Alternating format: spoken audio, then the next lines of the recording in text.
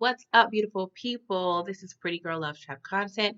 This is my recap slash review for Winning Time, Season 1, Episode 4.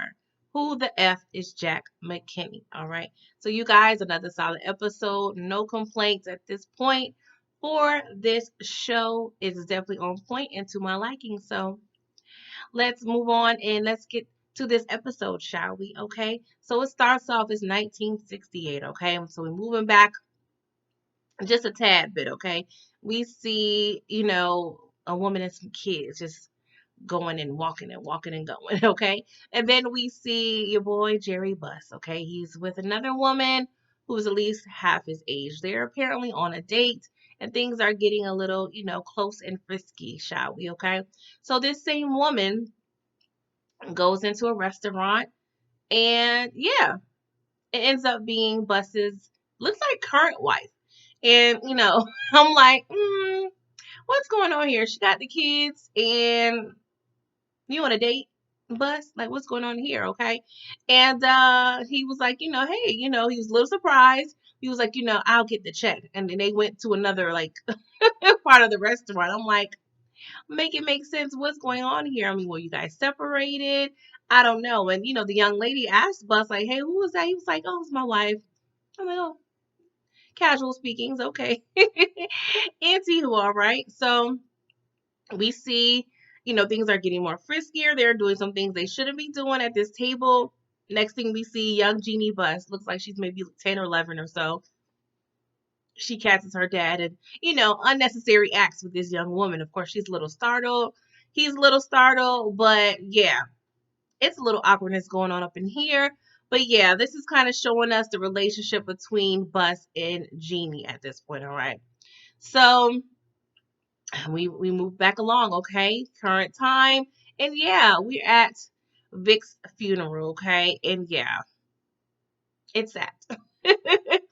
And we see, Bus, he's trying to pull the front. He was like, telling his wife and Jeannie, like, hey, just, act like we're a big happy family, act like we're still married, and let's just put on a good face for the old people, what have you, okay?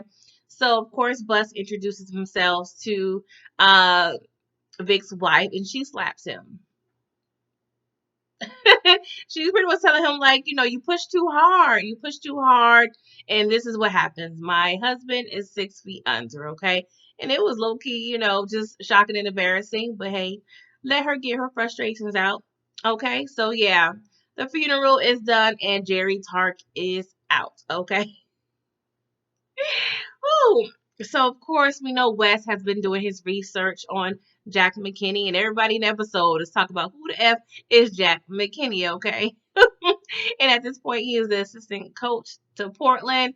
And yeah, Wes is like, this man is a visionary. Like, we need to give him a shot. And we see, McKinney, he's jogging, thinking about his thoughts, and he's talking to his wife, and it looks like, he's another person who's scared of failure. He's used to being an assistant, but he has some great ideas. He'd had some success, but yeah, he's scared of failure. Okay. And he gets a call from LA, and yeah, they want to meet with him. So we see your boy, Jerry Buss. Okay. He is going through his book of ladies, all right? It's pretty much like Instagram in book form. He has all the Playboy models, everyone up in his book. Is so big, it can't close. Like, it's the size of, 5 family reunion photo books. Like, it's very big, okay? And so he's going through it, and Jeannie, she kind of interrupts him, so he tries to close the book, but it's too big, so it can't close all the way. So it's still a little open, but it looks like he was about to call one of those lady friends, okay? And so, they're discussing the team and everything that's going on. But yeah, Bus is a wild boy, okay? And so, we now Jack, he is the coach, okay? So he hires his, longtime friend and buddy, Paul Westhead, okay? And Paul has been a teacher who has been like part-timing as a coach. He is teaching Shakespeare, and he looks like he is just so grateful that Jack pulled him out of the depression state that he is in. Okay, like Paul clearly wasn't happy where he was, and he's pretty much like, "Thank you for saving me, Jack, because I don't know what I would do with my life if I had to sit here another minute grading these papers." All right, so we see everybody is heading to training camp. We see old fast behind, Cindy with her motive. She's driving Magic. We see Cooper and his girlfriend, they're driving there. We see McKinney and his family going there. So yeah, it's a good old wonderful time, on the road in the deserts or what have you. Okay. So we see, everybody's meeting up, the team, what have you. So of course, Kareem, he's a vet, and so he starts the whole hazing process, okay? He starts hazing Magic and letting him know, like, at 6 a.m., I want my newspaper and I want my orange juice, okay? And it better be right and you better be on time. So of course, this is something that, if you're a basketball fan, this type of thing happens, okay?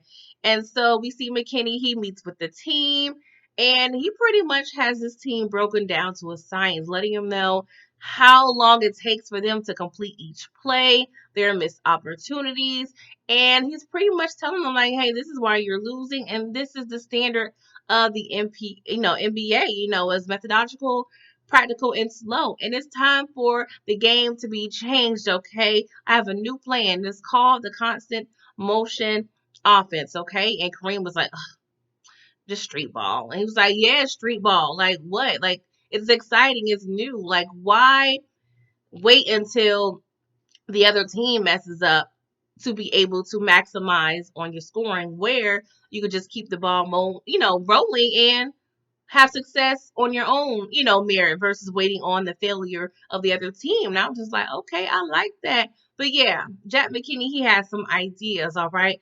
And so we see Jeannie, she's back at the office, and they're trying to present new ideas to make, the games more exciting. And yeah, Jerry Buss, he wants something new. He's like, I want Disney World meets the Playboy Mansion at the Oscars with a little bit of the Hollywood Bowl. Okay. He has a lot of expectations, and he expects everybody at that office to make it happen because he has spent all of the millions to make this thing successful. Okay. And so we see, McKinney, he is not trying to have any leisure, okay? Because your boy Bus has all the women around, the players. Like, it's clearly not focused on the game, okay? And Jack McKinney was like, no, I don't want no lady friends. I don't want nothing, okay? Practice is in an hour, okay? So make it snappy. So everyone meets for practice. We see Wes is there, of course, because he has attachment issues. And McKinney was like, this is a close practice, okay? I'm gonna need you to scooch along. And so Wes is like, Ma, excuse me, I'm the one who brought you here, but Jack is not playing, okay? He is a man of his word and he means business, all right? And so we have Mrs. Bush, she's looking at the documents. And yeah, this balloon payment is coming up, all right. And so the genius mother that she is, she recommended having Bus sign off the team to his wife, because of course when this loan is due, the bank's going to be a coming, okay? And so they're most likely going to have to file for bankruptcy. Therefore, they need someone else to assume the name and ownership of the Lakers, okay? And so he's like, dang, my ex-wife, like, do I really want her to have this? Okay. And so we see Wes, he over there spying on McKinney because we see that your boy Pat, he's also serving as videographer of the practices. So they kind of go in cahoots and start showing Wes the practices. And yeah, he's pretty much trying to see what's going on. He's nosy, that has attachment issues. And at this point, I'm still annoyed because I'm like, Wes, why did you quit in the first place? Like, bruh, find a hobby, all right? It's kind of annoying. So Jeannie, she's over there moving along, going through the hallways of the office, and she smells a little, Mary Jane and what have you. So she sees, two of her co-workers smoking weed or whatever. And, they was like, hey, are you the, like, boss's daughter or you the intern? She was like, I'm the intern, okay? Because they was like, good, because the other one is a narc, okay? And we don't want no parts of that. So they began smoking weed together, had a cute moment. And, they was like, well, why? Why are you like working here? Like, it seems like you can have anything you want just sitting on your tail by the pool. And she was like, you know what? I watched my mom go into her little, socialite events, and I noticed like nobody really needs her. And I want people to need me. I want to feel needed and valued. So yeah, this is why I am here. All right. And they was like, okay, we kind of like you. All right. So we see Rothman, Miss Claire, she goes to the training camp, and yeah, she lets your boy Bus know what's going on with the figures, okay? And yeah, he was like, so just give me some numbers, okay? Like, are we close to making $3 million this season? She was like, well, if we sell out, most of the year, maybe half the year, and yeah, we may make a maximum of 1.3 million. And he's like, that ain't nothing there, 3 million, okay? But yeah, he's getting scared, okay? Like he's just probably second guessing at this point, was this a good decision or not? And yeah, at this point, the forum or most, stadiums and arenas weren't really selling out outside of the games, so he needs some ideas quick, fast, in a hurry, all right? So Magic, he is having a hard time gelling with his teammates. They're not feeling him and his ways and style of play. And he has a lot of tension, a lot of arguing going back and forth. So he's over there on the phone venting to the old girl Cookie. And she was low-key just telling Magic, like, hey, all you ain't, you're not a bunch of like cupcakes and treats over there, Magic. You are not the best, person in the world. Okay. So I need you to pipe down and yeah, take some humble pie. So he lashes out with her. He was like, you know what? You just some girl I just messed with. You ain't no friend. And she was like, oh, excuse me. Okay, I got you. I was like, yeah, you real petty, Magic. See, that's why sometimes you can't have friends where, you ask for advice because they ain't trying to hear it, all right? And so we see the team, they're pretty much venting to rest. Like they are not feeling Mckinney's new style. They're tired, they're lazy, like they just want to do things the old fashioned way. And yeah, the whole team goes to Wes's room, and like Wes is like, what y'all want me to do? I'm not the coach no more, but I'm gonna see if I can talk to Mckinney, okay?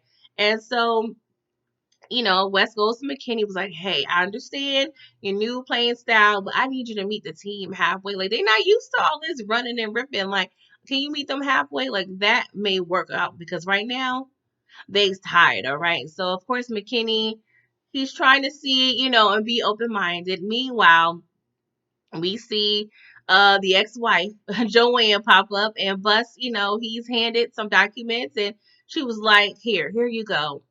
I put my name, my name on the paperwork. He was like, for me? She was like, yeah, for you, because our daughter is so invested in your little pipe dreams that I cannot let her down, and I will not be the reason and the blame for this, pretty much sinking boat. Okay, so of course he's grateful at this point, and that kind of saves him in his situation.